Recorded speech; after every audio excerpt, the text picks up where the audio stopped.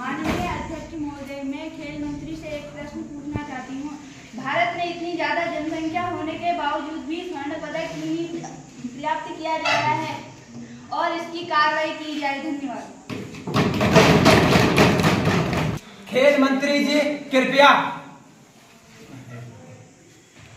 धन्यवाद माननीय अध्यक्ष महोदय, मैं आपके माध्यम से संसद को यह अवगत कराना चाहती हूँ कि भारत में इस खेल मंत्रालय द्वारा इस खेल में बहुत ज़्यादा प्रयत्न किया गया। यहाँ ये बात सोचने वाली है कि भारत की जनसंख्या अधिक। प्रश्न संख्या 9 निर्मल सिंह गृह मंत्री से मणिपुर के संबंध में प्रश्न पूछेंगे। माननीय अध्यक्ष महोदय, मैं आपके माध्यम से गृह मंत्री से एक प्रश्न पूछना चाहता हूँ। आपकी सरकार के होते हुए मणिपुर में दंगे हो रहे हैं, आपकी सरकार क्या कर रही है? गृह मंत्री जी कृपया। धन्यवाद अध्यक्ष महोदय, मैं आपके माध्यम से संसद को यह अवगत कराना चाहता हूं कि मणिपुर में जो दंगे फसाद हो रहे हैं, इनमें हमारी सरकार ने महत्वपूर्ण कदम उठाए हैं और दंगे फसाद की जगहों पर सरकार ने सेना भेजी है। इसमें ऐसी घटनाएं न हो, इस पर भी हमारी सरकार ने महत्वपूर्ण कदम उठाए हैं। धन्यवाद। प्रश्न संख्या 10 कुमारी रीता भट्ट सरकार से प्रश्न पूछेंगी। माननीय अध्यक्ष महोदय, मैं आपके माध्यम से सरकार से यह प्रश्न पूछना चाहती हूँ कि देश में चुनाव सुधार के लिए सरकार क्या कर रही है। आप यह नारा देते थे एक देश एक चुनाव एक संविधान, परंतु अब तक चुनाव में एक भी सुधार नहीं कर पाया। धन्यवाद। अध्यक्ष जी के माध्यम से मैं संसद को यह अवगत कराना चाहती हूँ कि हमने चुनाव में सुधार कर लिए हैं। एक देश एक चुनाव में जन सहमति हो गई है। इससे हमारे देश में स्वतंत्र और निष्पक्ष चुनाव हो पाएंगे और यह हमारे देश के लिए लाभदायक कार्य होगा। इससे हमारा देश बहुत ही लोकतंत्र बनेगा। धन्यवाद। कुमारी तनुजा जोशी जी द्वारा प्रस्तुत किया जा रहा है। माननीय अध्यक्ष महोदय जी, मैं संसद के सम्मुख ध्यानाकर्षण प्रश्न प्रस्तुत करना चाहती हूँ। माननीय अध्यक्ष महोदय जी, हाल ही के 12 से 14 सितंबर के बीच उत्तराखंड में हुई अतिवृष्टि से व्यापक नुकसान हुआ है, जनधन की हानि हुई है। इसमें हेतु कदम उठाए जाए।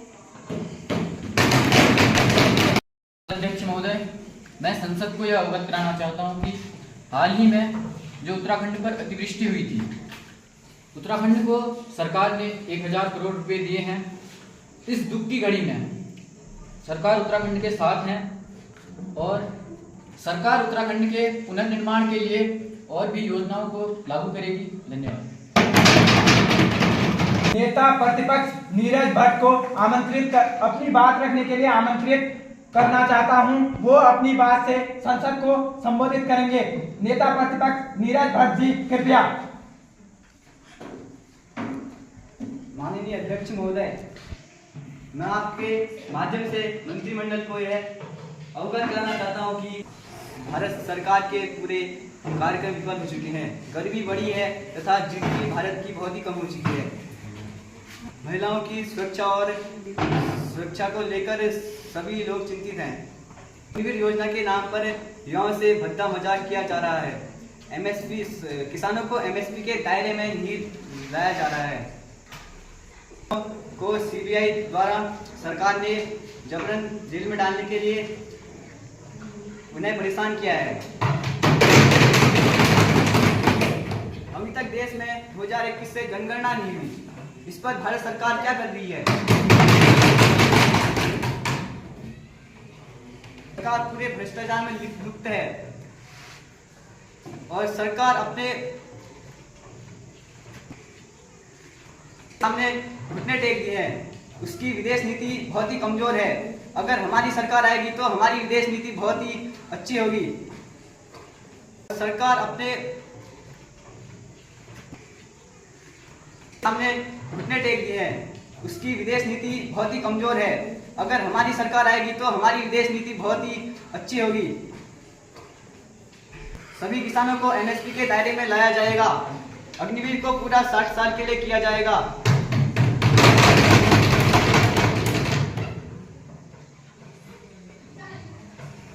ओपीएस को लागू किया जाएगा, इससे बुजुर्गों को धनराशि मिलेगी, उनकी पेंशन बढ़ेगी। केंद्र में हमारी सरकार आएगी तो गरीबी को दूर किया जाएगा और सभी किसानों को एमएसपी के दायरे में लाया जाएगा।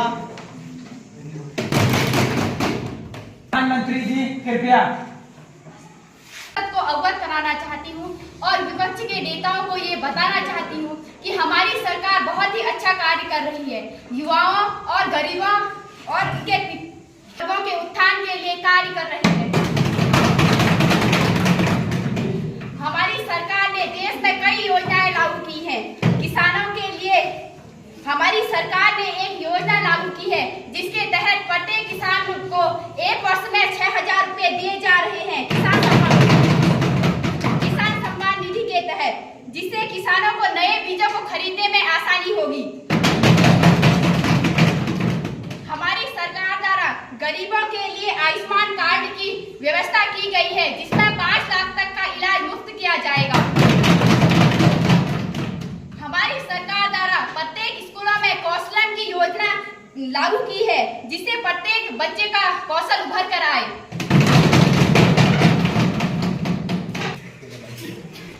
अध्यक्ष जी, निःशुल्क और खाद्यान्न की व्यवस्था हमारी सरकार द्वारा ही की गई है।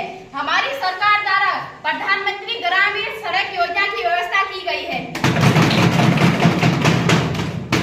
और अल्पसंख्यकों के लिए प्री मेट्रिक छात्रवृत्ति की व्यवस्था की गई है और हमारी सरकार द्वारा महिलाओं के लिए 33% का आरक्षण दिया गया है, जिससे हमारी देश की महिलाएं भी आत्मनिर्भर बन सके। अगर मैं अग्निवीर की बात करूं तो इसका फायदा यह है कि हम अपनी आर्मी को जवान रख सकते हैं। अगर आर्मी जवान रहेगी तो उनकी क्षमता किसी भी युद्ध क्षेत्र में कारगर रहेगी। अग्निवीर योजना के तहत हमारी सेना ताकतवर और शक्तिशाली बनेगी और हमारी सरकार ने अनुसूचित जाति एवं जनजाति के लिए आरक्षण की व्यवस्था की गई है एवं उनको दी जा रही है। अध्यक्ष जी, हमारी सरकार द्वारा विकलांगों के लिए छात्रवृत्ति की व्यवस्था भी की गई है। बुनकरों के लिए स्वास्थ्य बीमा योजना की व्यवस्था की गई है। मैं संसद को यह अवगत कराना चाहती हूँ कि हमारी सरकार ने प्रधानमंत्री ग्रामीण एवं शहरी आवास योजना प्रारंभ की गई है। इसमें लगभग कार्य पूरा ही होने वाला है। हमारी सरकार द्वारा जल अभियान चलाया गया है जिससे हर घर नल की व्यवस्था की गई है। हर घर नल का सपना कई भागों में पूर्ण हो गया है। इस जल अभियान योजना का लक्ष्य है कि प्रत्येक घर में स्वच्छ जल हो और हमारी सरकार द्वारा वृद्ध लोगों के लिए प्रत्येक महीने में 1500 रुपए पेंशन की व्यवस्था की गई है जिससे वृद्ध लोगों का गुजारा अच्छी तरह से हो। मैं आपसे वादा करती हूँ कि हमारी सरकार अगर ऐसे ही कार्य करती रही तो हमारे देश से गरीबी, अत्याचारी व बेरोजगारी दूर हो जाएगी और हमारे देश की अर्थव्यवस्था बहुत ही आगे पहुंच जाएगी। धन्यवाद।